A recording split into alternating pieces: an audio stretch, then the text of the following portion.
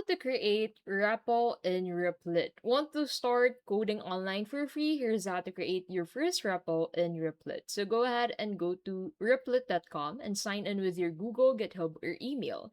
Now from here, go ahead and head over into the app section, and in here you'll find this create button at the top right. So simply click on that and that will take you here. So as you can see, you can go ahead and start building immediately. You can also plan your work before building. Now, if you plan to do that, you need to upgrade your subscription to core to be able to do this. Now, if you have subscribed into the premium version of Replit, you can go ahead and select the programming language you want, like Python, JavaScript, or C++.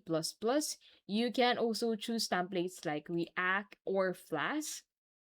Give your repo a name and description, and this helps you organize your projects. Now, in here, go ahead and enter your command for the app that you want Replit to make for you. Now, choose whether your repo is public or private, and then add your collaborators if you want to code together. So, you'll basically find the result of the generated app into the apps tab.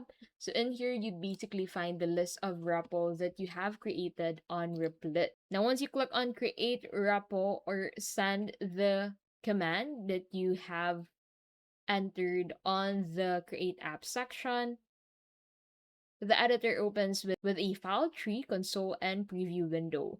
Write your code and hit run to see the output. And that's it. You've created your first repo in Replit.